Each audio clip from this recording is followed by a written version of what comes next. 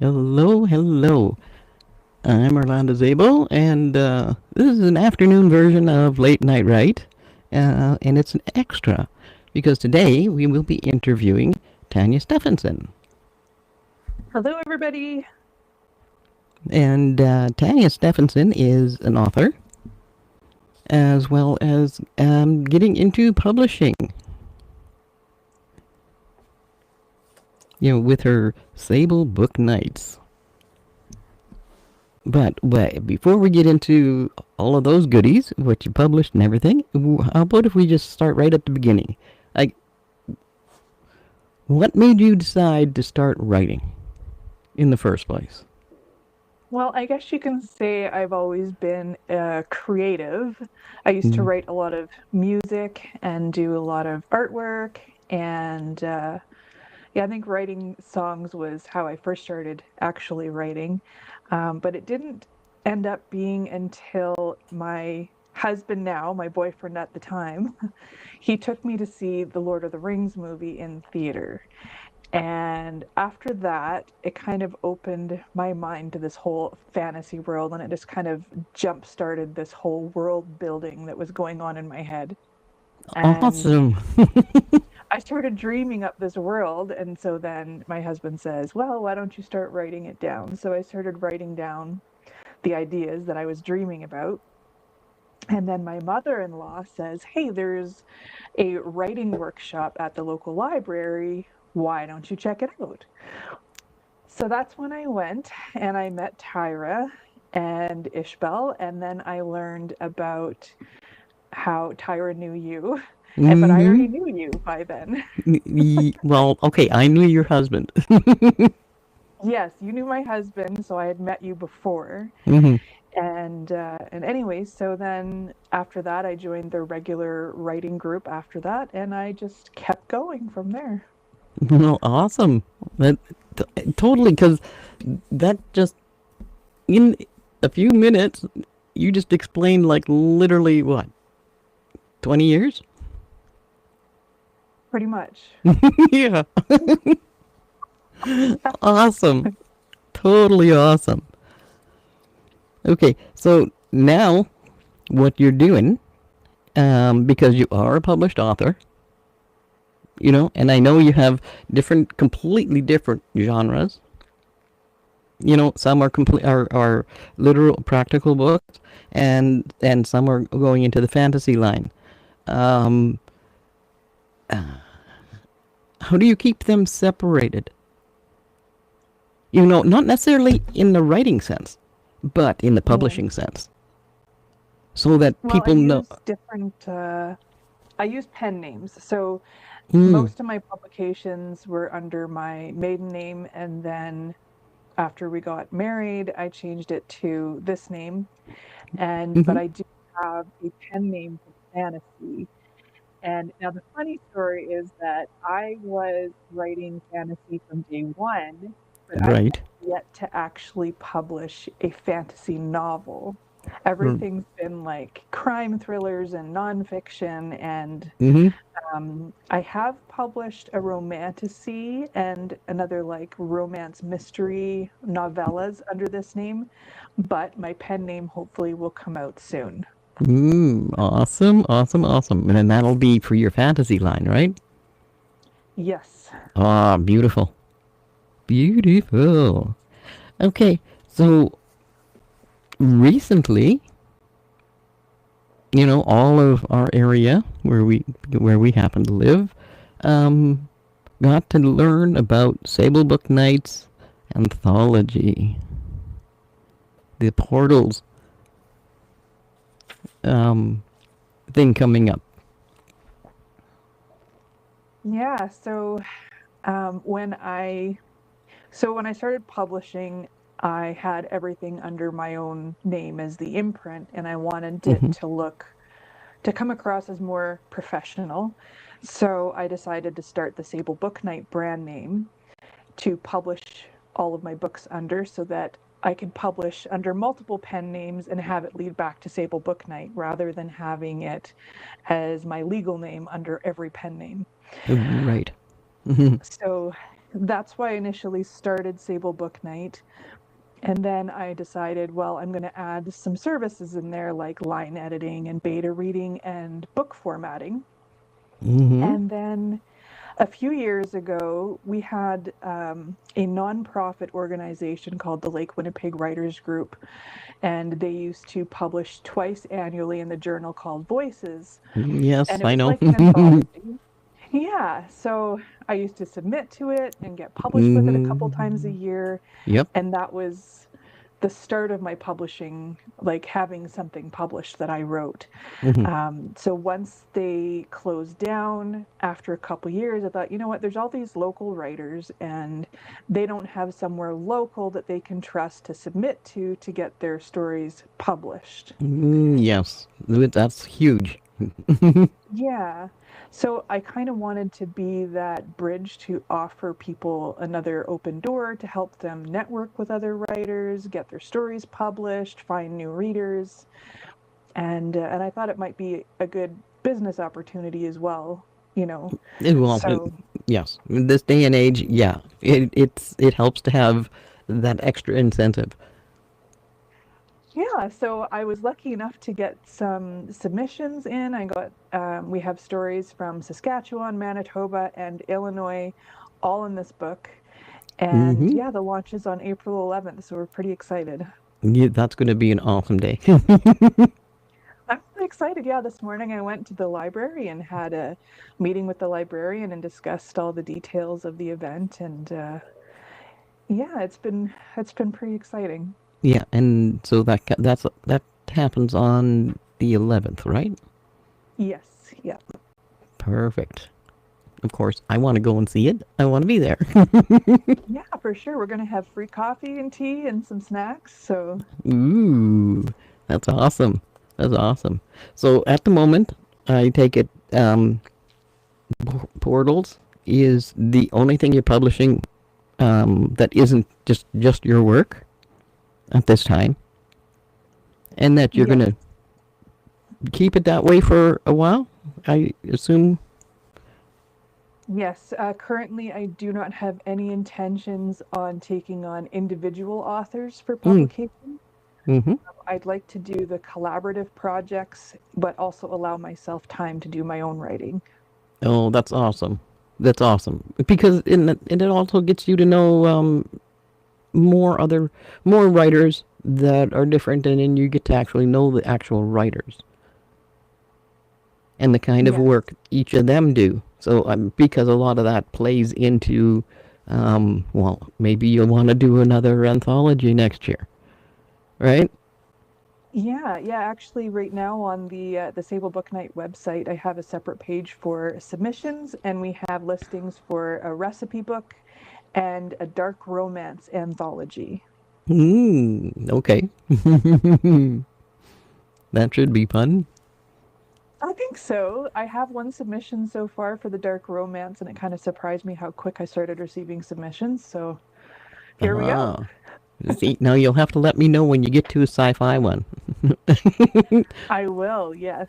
Currently, I'm only planning to do one a year, but if I get into more of a rhythm with it and it's not too overwhelming on top of my own writing, then I might do more than one a year. Hmm. Well, I think you're right though that it comes down to that rhythm. Once you get that rhythm going, then when that rhythm's not happening, all the rest of the time is your work. Yeah. And I'm not in a huge rush. You know, I'm home on disability. I'm not capable of working Hmm. right now, and I do need to pace myself. Yes. So, yeah. Well, like most people, even though they may not realize it. Yes, pacing is a huge thing that not everybody is very good at controlling in their lives. And actually, I have a list of research that I need to do on pacing. So Okay.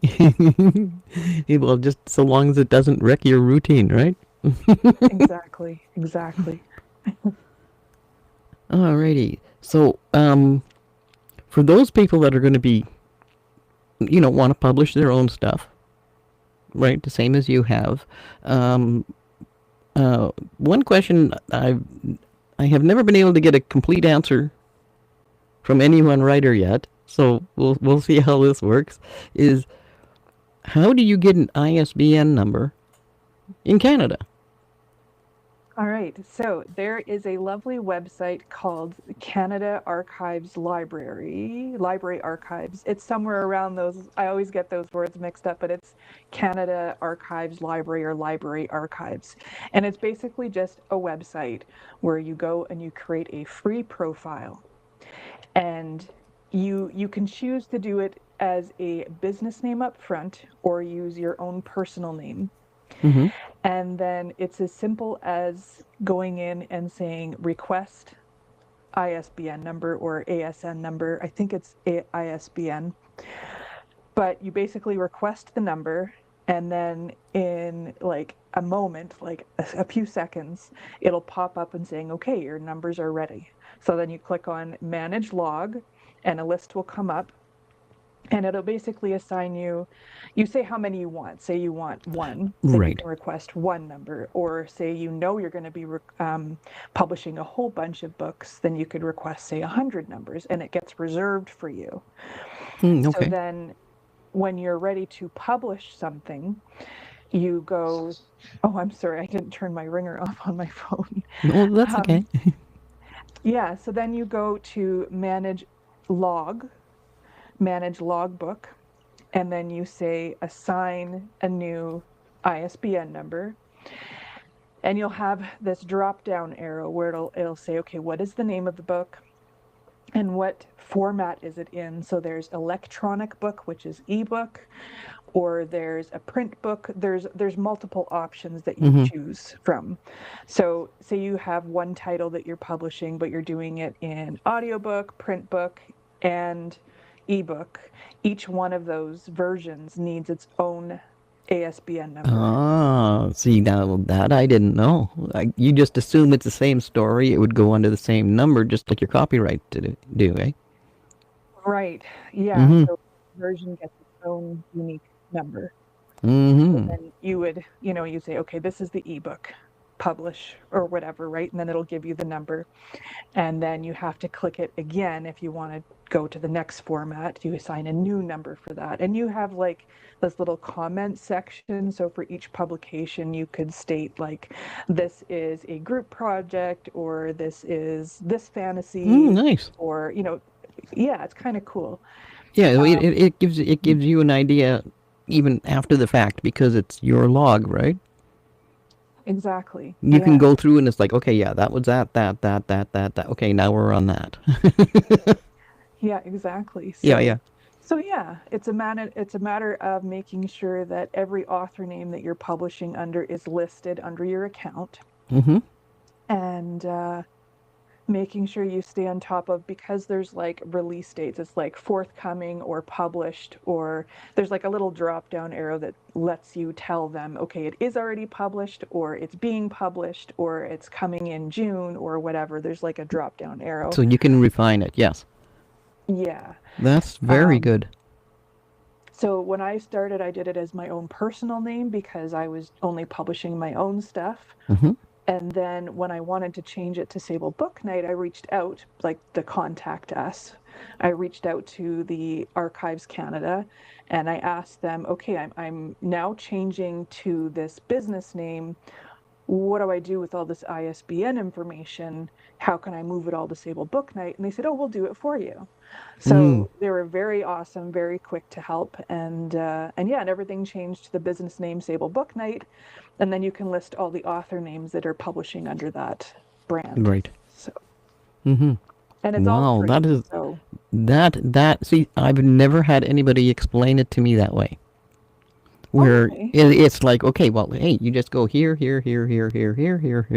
and this part does this and this and this and this and this, and it's like, okay, that makes complete total sense.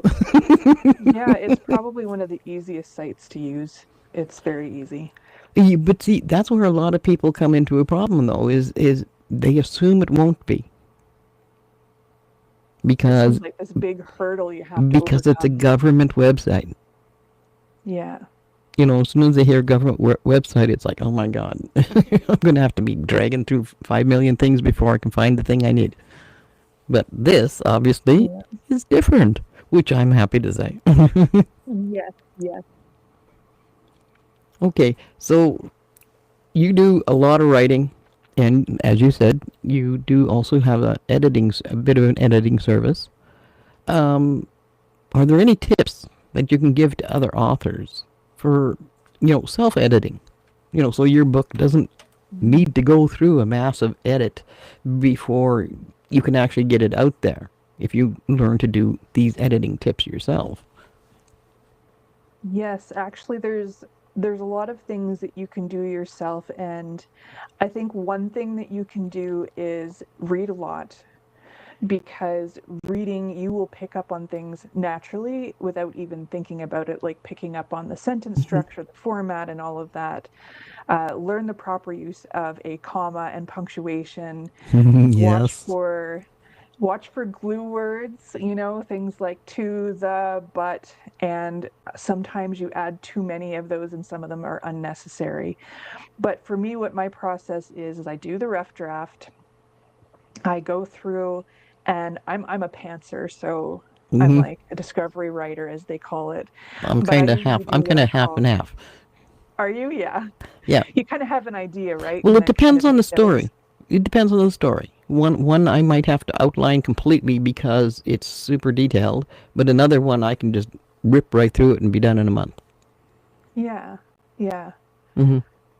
So what I do after I get the rough draft done is I kind of do a light edit, and I kind of read through it and make some modifications. But while I'm doing this, I usually have an Excel spreadsheet set up, and I have all the chapters listed, what perspective it's in, what happens in the chapter, and then I also keep a notes section. So if there's anything that Hmm. I'm concerned about, questions, things I want to remember to bring up later in the story, I document all of that. Then I go back through and go one item at a time and either resolve the issues or add little tidbits that I need to for all the notes that I made. And Good. then, yeah, and then I use Pro Writing Aid just for the editing aspect. I'm not a fan. I do not like generative AI writing. So I just Yeah. use it for checking like spelling, wrong use of words, any kind of punctuation issues. Or a And lot of after all repeat that, words. Or repeat words, yeah, eh? yes, repetitive words. You can also look for flow. So like if you have too many short sentences in one paragraph, it shows you like there's so many different reports in Pro Writing Aid that kind of help just kind of catch those issues, but you don't have to change it all. I think that was Oh, my one of yeah. my first mistakes, was just trusting Pro Writing Aid 100%, but It that's will, not yeah, the purpose because of it. yeah, because in a lot of times you need those short sentences because something is happening really fast in your story. So Yeah, they might be repetitive, but that doesn't matter. They're supposed to. might be an intention behind it. That's exactly right. Yeah.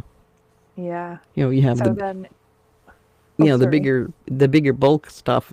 You might have a few larger paragraphs, and then things start getting crazy, and it gets shorter and shorter and shorter until it's like the thing happens, right?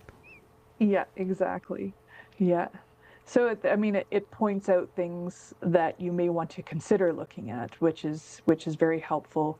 Hmm. Um, Now, the last thing that I do before actually getting somebody, like a person's eyes on it, is I listen to it. So I write in Microsoft Word, and you can use the computer's voice to read it out loud to you. So you highlight a section and you click on this option that allows you to play it. So I Hmm. sit and I close my eyes and I listen to like 2 or 3 paragraphs at a time. And it's amazing the stuff you thought you would have caught, but you didn't. But when you listen to it out loud, being read to you, you can Yes. catch a lot of things like, oh my gosh, that sentence is too long, or that's the wrong name, or, just little things that you might not have picked up on regular edits. Right. Right. See, our screenwriting programs have the same thing, and and you can assign different voices for different characters. Right. you know? Oh, yeah, I would So, love to be able to do that. but well, and that's because you do have different characters. And if it was going to go into, a read where, people were going to be reading it, you'd hear it in different voices. But most of it allows you in screenwriting. So when I use that, it's when I'm judging the character to make sure the character's in character, Right. right? Because I mean, you can go along and then you hear the dialogue and you just go, whoa, whoa, no, wait a minute, no, he would never say that, you That's a know, good and idea. that's where you know to stop it, dive in, and make the repair, right? And Yeah. that's how I use the same type of program as you use for Hmm. publishing as well. So that's I pretty should look cool. at that actually because that might make things easier for me because sometimes well, I know with Word you can select whatever voice you've set it the default to on the computer. It uses the default voice. So it's male or female and there's, a couple of different Right. accents, but there isn't really like a big amount, but you also can't select different voices for each character because it's one character for whatever you select. Yeah, Like that's right. one voice. Yeah. That's right. Well, but that's where a movie is different. You're not expecting this to be read to you by somebody. You're expecting these other people, and that's also how you get to play characters off to see if they do play well against each other. Right, Right. the way you've set up the character. But I do know Final Draft also does novels. They also Okay. do manuscripts. They do stage plays. They do, all kinds of stuff. Eh. Hmm. I'll have to look So at that. it's one of those things where, well, again, but it's another yearly subscription type of thing. Whereas before, I mean, if the computers all went down or something, I've got the discs. I could plug it into an old computer and it would work. Yep. hmm But other than that, I mean, a lot a lot of the things that you work on, majority of it is in the supernatural fantasy type of setup. When you're not doing the murder mystery, right? But that's a Yep. specific line of books, which is a continuing story, Yeah. right? Yep. hmm So that leaves for um, a lot of variety in between those two posts. Yeah, I keep I consider myself like a genre writer.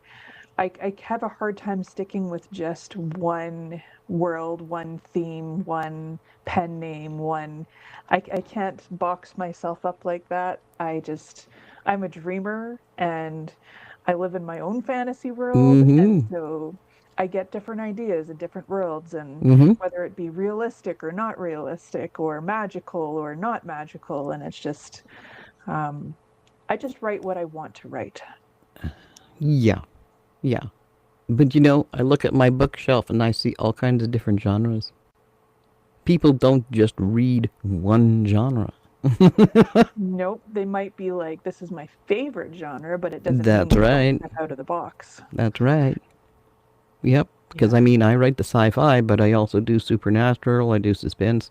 I do, all TV series. I also movies. Yeah. Plus, I can do show. I have shorts. I've come in winning competitions for shorts. So, well, as well as movies. But it's just one of those things. Even the writer has to adapt for their own creative building. I think is Right. more the way it seems to me. The because if you're writing the same kind of thing over and over and over and over and over and over, I mean, you're gonna get stuck, and before you know it, you're gonna just be retelling the same story a different way, Hmm. right? Instead of being creative and going beyond what you've already done. Yep. So It's the real important to stay fresh. Yeah, I think the real creatives are the ones that branch out. You know, like, I mean, you had one of your stories there, I adapted into a screenplay for you, which was a whole heck of a lot of fun. And of course, we both learned a lot of stuff back and forth and, you know, Oh, yeah. and all of that. So, but for myself, it taught me, like, well, wait a minute, why don't I go the other way? Right? Why don't I take the screenplays and fill in the extra details that are required and make them into the books? Definitely. I think it was a good idea. Yeah, and well, I'm doing it. So Awesome. It's I'll be exciting. joining the author club with you guys. You know? Woohoo. Yep, yep. Well, who knows? One of these days, one of them might end up being stage play. We will see what time brings. You know, and Yep. what creativity brings. Yeah, You know? exactly. One day at a time, one foot in front of the other. Oh yeah, completely. And well, that's what being creative is. Doesn't matter if you paint or if you know, you paint, you draw, you know, you build things. It's all creative. You know, it's when you're once you're putting things together in one way or another, or removing something to see what's inside. It's all creative. Either way. Exactly. Yep. Yep, yep. But on that note, okay, just a reminder of portals. Um, if you can give us that rundown of when that's all starting and coming out and all that good stuff. Yeah, so the portals right now, it's an anthology. It's available for pre-order for the ebook version currently. But the official release date is April 11th. We do have, for the local Manitobans, we do have a launch in person at the Gaynor Family Regional Library in Selkirk. And it starts at 3 p.m. We'll have free coffee, tea, and some snacks. But otherwise, you can buy the print book on Amazon as of April 11th. And the ebook is published wide, so it'll be on Apple and Kobo and lots of places. You're getting around. Yes, exactly. And it'll also be available for purchase in person at the Cozy Fox in Selkirk. Beautiful, beautiful. I think I'm gonna have to get myself a copy of that because I know some of the writers in there, Yes, you do. and it is a beautiful replacement for voices. I hope this really works out, and then I hope that now one thing that I would like to do is try to find a way to reach the previous writers of voices. One problem is that there is obviously like this privacy law, right? Where the Yes. people who ran Voices, the Lake Winnipeg Writers Group, could not provide me with their personal like email addresses and stuff for me to reach out to them. So I know some of them personally, so I reached out to those people, those writers. But I would really like to find a way to reach out to the previous writers of Voices and kind of let them know that this is available for them. Well, maybe the other people that you do know from voices will reach out to the people they were working with prior, Yeah. and give them your email, so maybe they'll get be able to get in touch with you. Yeah, that would be nice. The I actually saw somebody today from the old writing group and at the Selkirk Library, and she says, Beautiful. I saw you in the newspaper. I'm going to be at the book launch." So that was pretty exciting. Yes. Yeah. It, I mean, because you know, nobody's going to do anything for us, so we might as well do it ourselves, right? Definitely. Yep. That's the best way to run it. Yeah, and I actually found that I really enjoy the publication process, and putting the anthology together really allowed me to explore it creatively. So Yeah. I liked the beta reading aspect. I enjoyed helping the authors, and some of the authors are newer, so I kind of mentored them and guided them through the whole editing process for the Mhm. first time. And once I get to the book formatting, I always get excited for the book formatting and ordering the book cover. So the process itself, I really enjoy. So I think that I'm really happy with Sable Book Night's direction with this. Wonderful. That'll work out just great. Yeah, for And sure. hopefully we'll get a lot more people in the area because, I mean, with our long winters, um, yeah, it kind of breeds a lot more creativity because you got to get creative or, be in the dumps all winter, right? Yep, exactly. Which might explain also our music industry, right? Yeah, yeah. Yeah, yeah, yeah. But on that note, thank you very much, Tanya. That was awesome, and it filled in a lot of needed information, I feel. I'm glad. Awesome, awesome, awesome. But Yeah. anyway, No, thanks for having me. oh, you're quite welcome. It was just, we've been wanting to do this for so long, right? I mean, we're talking months and months, right? But you Hmm. know what? Now's the time. And the perfect time because Portals is coming out. Yeah, I agree. I agree. Yeah. Okay. So on that note, um, I think we'll say goodbye. And everybody, keep on writing, keep on creating whatever it is you're going to be doing. Just do it. There is no, I wonder if this is the right time. No, it's always the right time. And don't be afraid to step outside your comfort zone. Yep. There's nine ways out of, you know, out of 9 ways out of 8 to figure out how to do all this stuff now. There's no excuse. It's out there. Everything can be learned now. Yep, exactly. Yep.